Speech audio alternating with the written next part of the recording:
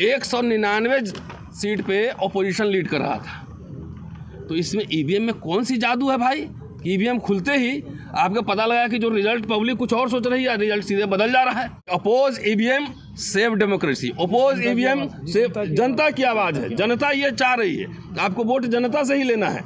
इसलिए political parties भी इसको पूरा एक पॉलिटिकल एजेंडा बनाए, अपने घोषणा पत्र में भी लाए, और ये भी हो कि एकदम बैलेट पेपर से चुनाव होगा और नहीं तो ईवीएम से चुनाव नहीं होगा। देखिए, मशीन ठीक है नहीं ठीक है छोड़िए, अगर आदमी का दिमाग ही खराब हो जाए तो मशीन क्या कर लेगा? अगर प्रिजाइडिंग ऑफिसर वहाँ पर वही बेईमान हो जाए, अगर डिस्ट्रिक्ट का डीएम ही बेईमान हो जाए, इलेक्शन कमीशन ही बेईमान हो जाए, सरकार ही बेईमान हो जाए, तो मशीन क्या कर लेगा? सवाल यहाँ जो है ये है, फंडामेंटल क्वेश्चन है। साथियों, एक आज़ादी मिली थी 1947 में, लेकिन ये समझ लीजिए कि ईवीएम से आज़ादी का ये आंदोलन है। और मैं आपके सामने, मेरे भाई हैं अभी लोकेंद्र जी आए हैं, आपको दिखाना चाहता हूँ। 30 नवंबर 2023 का एक सज्जन ने एक फेसबुक पोस्ट लिखा है और उसमें लिखा है कि खाचरौद नागदा विधानसभा कुल मत गिरे 1,78,364, अन्य प्रत्याशी 8,364, भाजपा 93,000, कांग्रेस 77,000। 93 और 77 का आंकड़ा इनके 30 तारीख को आ गया, 3 दिन पहले। और जब रिजल्ट आया तो 93,000 और 77,000 के पास ही मामा जी के लड़के है ना, आपके जो लिखे हैं वो। हाँ, दिलीप सिंह गुर्जर। अच्छा, तो ये देख लीजिए, तो ये क्या कलाकारी है, ये सब हम लोग समझ रहे हैं। सीधी और सीधी बात है, ईवीएम से चुनाव दुनिया के सबसे बड़ी लोकशाही की डकैती है। अगर हम ये चाहते हैं, एक इंसान भी भारत का चाह रहा है, भारत का चाह रहा है कि हम कागज़ से हम अपना वोट दे, तो इलेक्शन कमीशन को ये बात ये माननी पड़ेगी।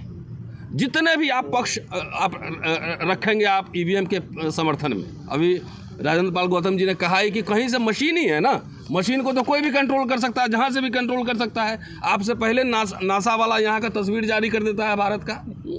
तो जितने आप पक्ष में समर्थन देंगे उस सब के खिलाफ हमारे पास आर्गूमेंट है। कह रहे हैं कि भाई बूथ मैनेज होता है बैलेट पेपर से, तो ईवीएम भी मैनेज होगा।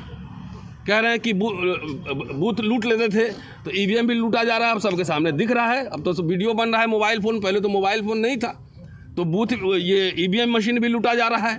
तो ये तमाम जिस तरह का आर्गूमेंट है कि भाई टाइम बचेगा, कहाँ टाइम बच रहा है, पहले से ज़्यादा टाइम लग रहा है। आप 7 चरण में चुनाव करवाते हो, मान लिया कि 1 नवंबर में हुआ, फाइनल रिजल्ट आके फरवरी में आ रहा, तो 3 महीना में तो कुछ भी हो सकता है, पूरी लीला ही बन जाएगी उसकी, ये बात है।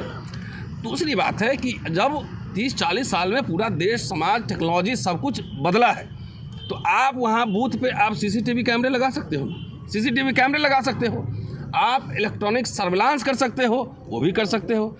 आप इतना सोफिस्टिकेटेड वेपन्स है हमारे फोर्सेस के पास, अगर आपको लगता है कि ये सेंसिटिव बूथ है, यहाँ पे गड़बड़ी हो सकती है, तो आप डिप्लॉय करो वहाँ फोर्सेज। आप शूटर साइड का भी ऑर्डर दो कि जो बूथ लूटेगा उसको देखते गोली मारो। ये करने से आपको कौन रोक रहा है? क्यों? एक खास तरह के लोग ही, एक खास तरह की पार्टी ही, भाजपा एनडीए, यही लोग पहले ईवीएम का विरोध कर रहे थे, यही लोग कर रहे थे ना। नरसिम्हा और अडवाणी जी ने केस भी डाला और इन्होंने किताब भी लिखा, सुब्रमण्यम स्वामी ने केस डाला था, किताब भी लिखा। ये लोग विरोध कर रहे थे, आज ईवीएम के पक्ष में क्यों है? मैं मध्य प्रदेश चुनाव में था, मैं गया था 4 दिन के लिए, और आप बैलेट पेपर वाला आप देख लीजिए, 199 सीट पे ऑपोजिशन लीड कर रहा था। तो इसमें ईवीएम में कौन सी जादू है भाई?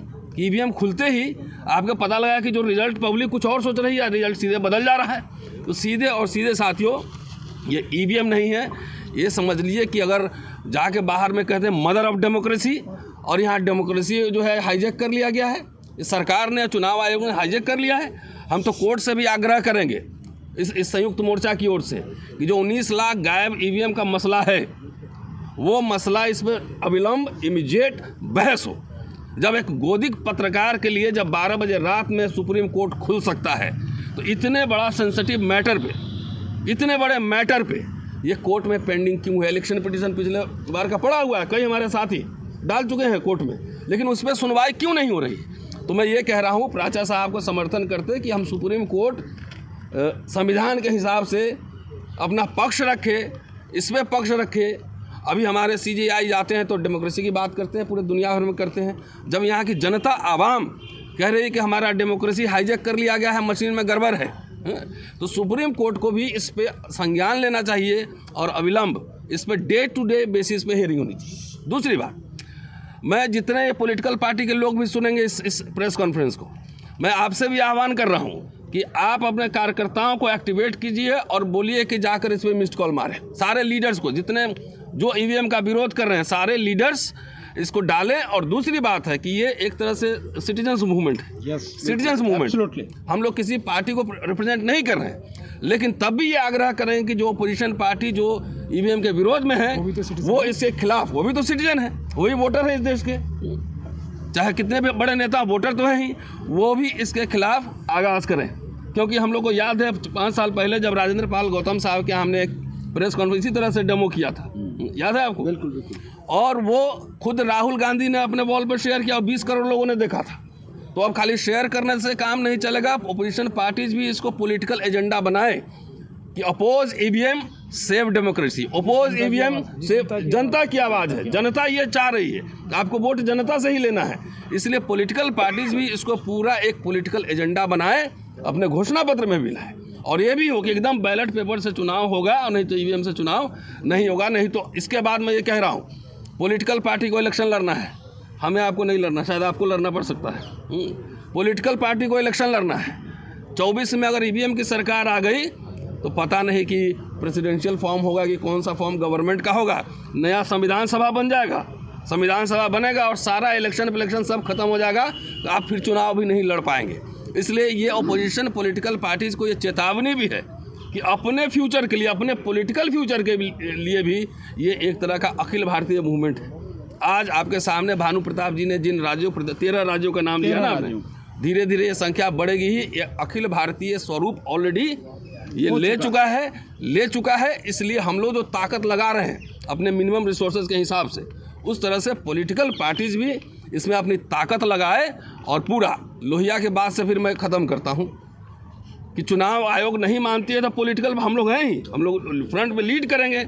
आइए दिल्ली में एक बड़ा प्रदर्शन हो, चुनाव आयोग में प्रदर्शन हो, लाखों लोग इकट्ठा हो, और ये संविधान के हिसाब से, संविधान जो राइट देता है हमें एकदम संविधान के हिसाब से हम लोग निर्वाचन आयोग का भी घेराव करेंगे। इसमें पूरी देश की जनता से अपील है कि डू और डाई, ये नारा 1942 में गांधी ने लगाया था, ये करो या मरो, उसी तरह से डू और डाई है। नहीं तो पता लगा ये कैसे हो, कहाँ से कॉन्फिडेंस आ रहा है कि अब की बार 400 पार, कहाँ से, कौन सा ऐसा आपने काम किया है? किसान सड़क पे है, छात्र शिक्षक सड़क पे है, मजदूर सड़क पे है, पहलवान सड़क पे है, तमाम लोग सड़क पे है। ये कॉन्फिडेंस कहाँ से?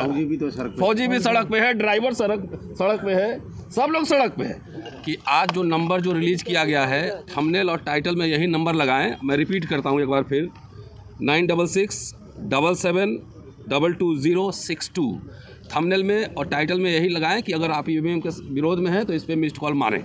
ये सारे साथियों से निवेदन है। इसलिए हम लोग जान रहे हैं कि ये पूरा गड़बड़ होना है ईवीएम से। ईवीएम का अपोज करो, संविधान बचाओ।